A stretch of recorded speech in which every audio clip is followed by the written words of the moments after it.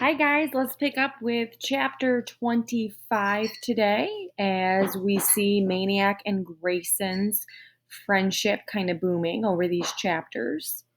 In the morning, Grayson bought Maniac an Egg McMuffin and a large orange juice. He bought the same thing for himself, so they ate breakfast together in the baseball equipment room. You sent me to bed without a story last night, Maniac kidded. Grayson brushed a yellow speck of egg from his white stubble. I don't got no stories, I told you. You wanted to be a baseball player. That ain't no story. Well, did you become one? Grayson drank half his orange juice.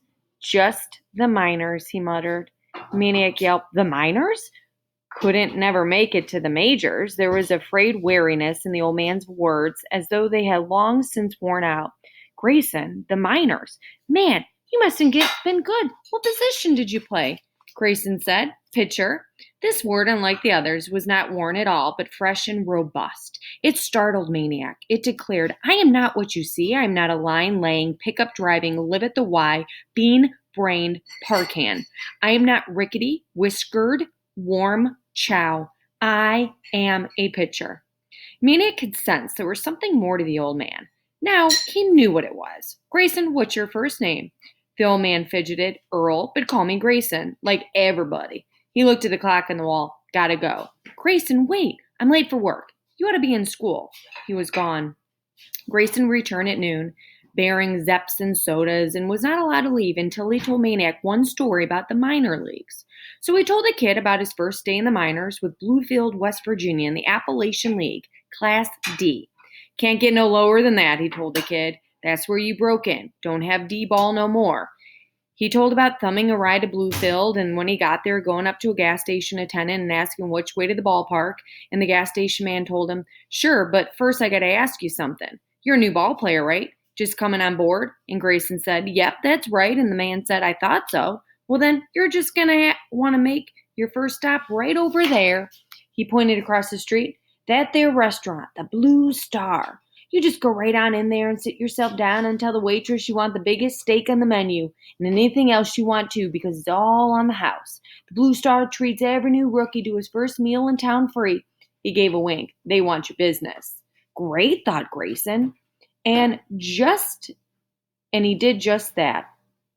Only when he got up and left, the restaurant owner came running after him down the street, all mad at Grayson for skipping out. When Grayson told him he was a rookie just picking up his first free meal, the owner got even madder. Seems the gas station man was a real card and liked to welcome dumb rookies with his little practical joke. And that's how it came to be when the Bluefield Bullets took the field that day. They did so without the services of their new pitcher, who was back in the kitchen of the Blue Star restaurant, doing dishes to work off a 16-ounce steak, half a broiled chicken, and 2 pieces of rhubarb pie. After a story like that, Maniac couldn't just stay behind. So he tagged along when Grayson went back to work. He helped the old man raise a new fence around the children's petting farmyard. When the park superintendent came around and asked about the kid, Grayson said it was his nephew. His nephew come to visit for a while. The superintendent, who managed the budget, said, We can't pay him, And Grayson said, Fine, no problem. And that was that. From then on, Maniac was on the job with Grayson every afternoon. They raised fences, mended fences, hauled stone, patched asphalt, painted, trimmed trees. They ate breakfast, lunch, and dinner together, sometimes in the equipment room, sometimes at a restaurant. They spoke weekends together. All the while, Grayson told baseball stories, insisting all on, I ain't got no stories. He told about the Appalachian League, the Carolina League, the Pecos Valley League, the Buckeye and the Mexican Leagues, about the Paducah Twin Oaks and the Natchez Pelicans and the Jessup Georgia Browns and the Laredo Lariats, all minor league teams, minor league baseball. Sleazy hotels, sleazy buses, sleazy stadiums, sleazy fans, sleazy water buckets, curveballs and bus fumes and dreams of the majors, clean sheets, and an umpire at every base. Funny stories, happy stories, sad stories, just plain baseball stories. The happiest story being the one about Willie Mays' very first last at bat at minor leagues before he went up to the New York Giants and immortality. Well, it was old Grayson himself who had last crack at Mays in the 9th inning of a game with Indianapolis. And what did Grayson do? All he did was set the say hey kid down swinging on 3 straight curveballs. The saddest story was the one about the scout who came down from the Toledo Mudhens. The Mudhens was a roster slot, and the scout had a notion to fill it with a pitcher with the wicked curveball. Name of Earl Grayson. This was Grayson's big chance, for the Mudhens were class Triple-A ball, one short step from the majors. The night before the game, Grayson spent half of it on his knees by the bed praying. And even 5 minutes before the game in the dugout, he bent down pretending to tie his shoe and closed one eye and prayed, "Please let me win the ball game," which was something, since he had never gone to a church in his life. "God must have fainted," he said to Maniac. And indeed, maybe God did, or maybe he only listened to major leaguers, because Grayson took the mound and proceeded to pitch the flat-out awfulest game of his life.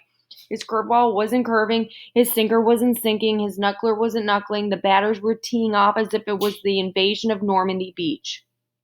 Before the third inning was over, the score was 12-0, and Grayson was in the showers.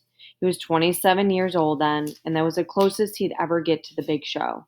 He hung on for 13 more years, a baseball junkie, winding up in some hot tamale league in Guanajuato, Mexico, until his curveball could no longer bend around so much as a chili pepper, and his fastball was slower than a senorita's answer.